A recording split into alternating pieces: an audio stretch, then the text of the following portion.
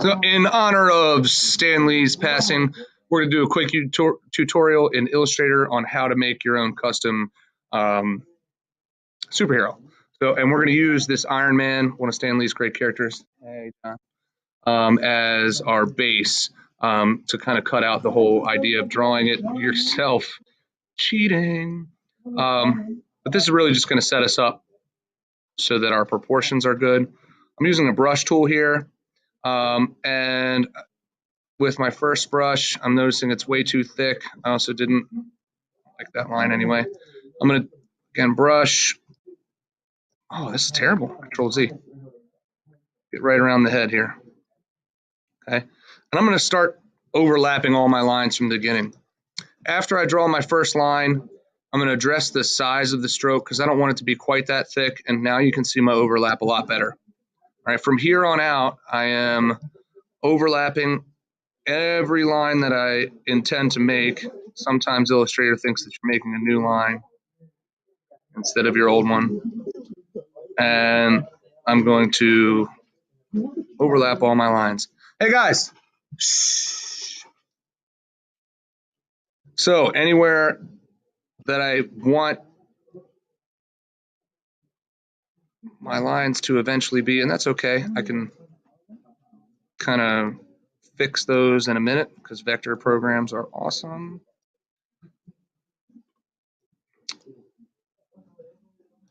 I'm gonna do this as quickly as I can. Put some hands in here. Yes, sir, you can. Chest.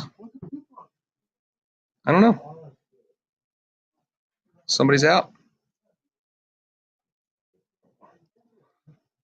Lines in there. Let's get a knee. Can't see my lines. Could make them another color so they're easier to see.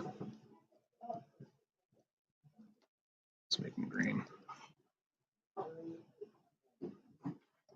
All right, so like if I want my boot to be separate from the rest, I'm gonna need my boot to have a top line, not just one that crosses the knee. So I'll put a top boot line in there and in here. And that's really an exaggeration of how far you need to overlap, but you know, it's not a bad idea. Illustrator will smooth out your lines a little bit as you go.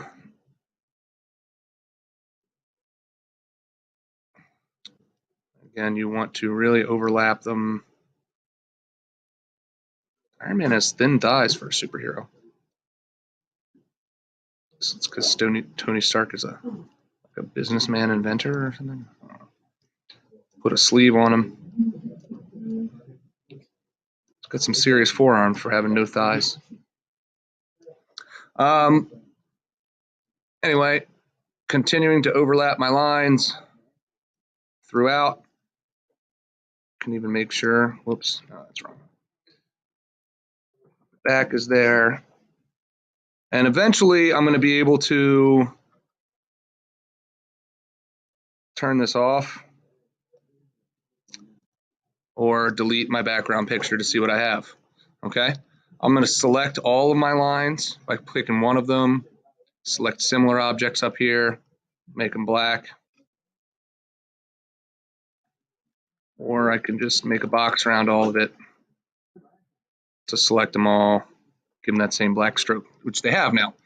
Okay, next step is to object and expand appearance. Usually we'll do that twice, it changes to expand.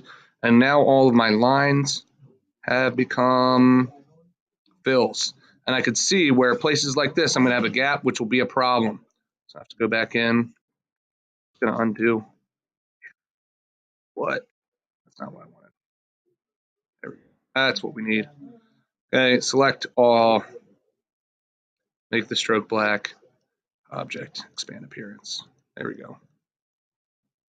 That's what we wanted.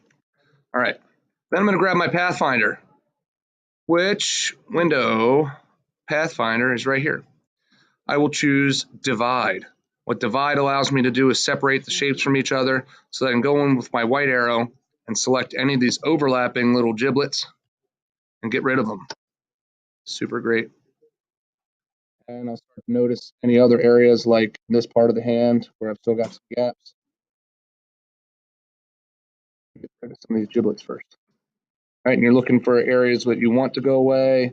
Sometimes you have to delete twice, get rid of the whole shape. That's just basically if you happen to grab the whole vector or just one of the anchor points. Okay, down here in the boot, here's one of the problems that can arise. Maybe you didn't overlap, you just put it next to it, which you can tell there. I didn't do that. So I'm just gonna delete that, draw myself a new line. Not that one. Hey, Dave, can you be quiet, please? Hey, Dave, can you be quiet, please? I don't want to hear it. Okay, so I'm going to write you up now in the middle of my tutorial online on YouTube that I'm going to give this kid a detention for calling stuff gay. Yep, that's going to happen. School kids, let's try to be tolerant. Object, expand appearance on that guy. Shift select these and divide. So I'm going to get rid of both of these. Ooh, and I got some empty vectors there, which is another thing that we want to look out for. All right, when you get an empty vector, you're going to want to get rid of that. All right, so we've got a lot more lines to clean up here. Let's just look at the head. Get most of them in there. That's going to make a nice jawline, actually.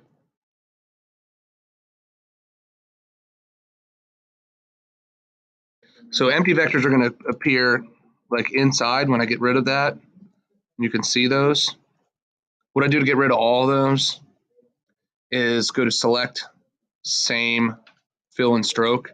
That now selects everything that has no fill, no stroke. You can see they're all over the place.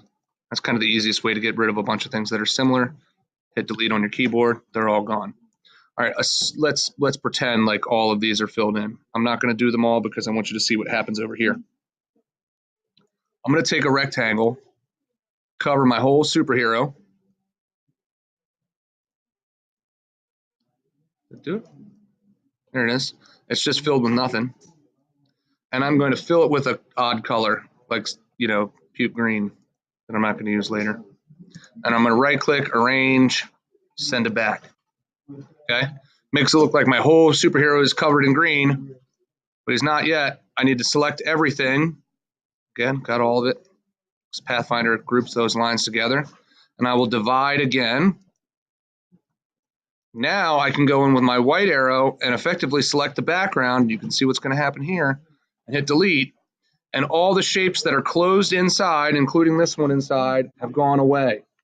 Because these gaps are here, I'm going to have to do that again. I'm going to fill that in with new lines, re-expand, redivide, all that stuff to get those in. But what I can do now is I can change so the torso color to, you know, brown. I'm on my stroke. I need to be on my fill.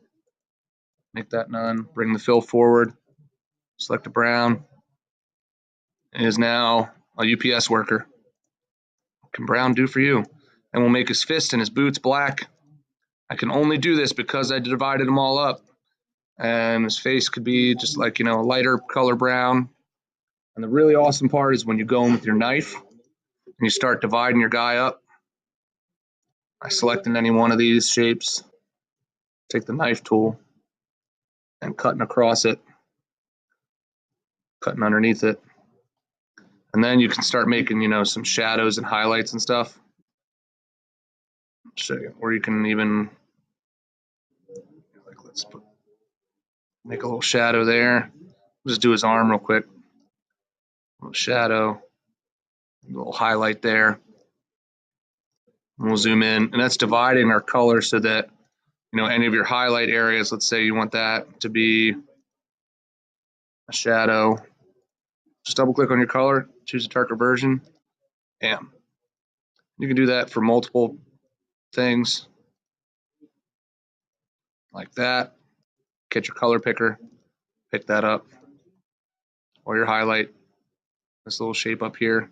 Maybe you want that to be the same color as the face.